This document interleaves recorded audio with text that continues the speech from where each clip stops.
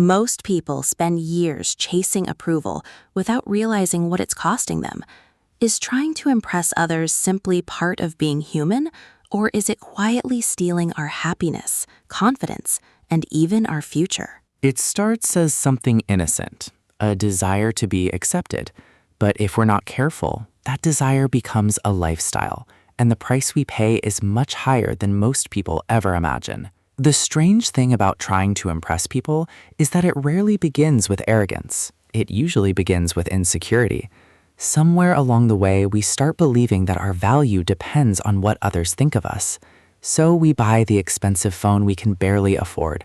We say yes when we desperately want to say no. We laugh at jokes we don't find funny. We build a version of ourselves that earns applause, but slowly loses authenticity. Here's the irony. The people you're trying so hard to impress are often too busy worrying about who they're trying to impress. Think about that for a moment. While you're losing sleep over someone's opinion, they're probably doing the exact same thing about someone else. Psychologists call this the spotlight effect. We naturally believe people notice us far more than they actually do. The embarrassing mistake you replay in your mind for weeks, most people forgot it before dinner. The shoes you thought everyone would judge, many never even noticed them. Yet we allow imagined judgments to control real decisions. The financial cost can be enormous. Many people go into debt not because they need more, but because they want to appear successful. Luxury becomes a costume instead of a reward. Social media makes this even worse. We compare our behind-the-scenes lives with everyone else's highlight reel. The comparison never ends because someone will always have a bigger house, a newer car, or a more glamorous vacation. But money isn't the biggest price. Peace is. When you constantly perform for others, you never truly relax. Every decision becomes a performance. Every achievement feels temporary because the applause fades, and then you need a bigger achievement just to feel enough again.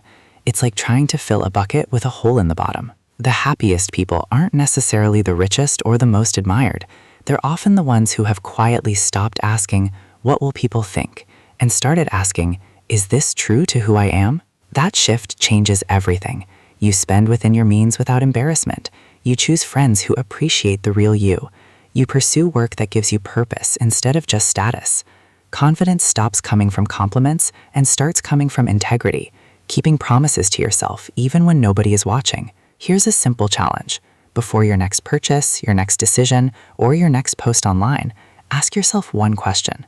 Would I still do this if nobody else ever knew about it? Your answer might reveal whether you're building a life you genuinely love or merely performing in one. Because at the end of the day, people will always have opinions. They'll admire you one day, criticize you the next, and move on shortly after. The only opinion you have to live with every single day is your own. Make sure that's the one you're investing in.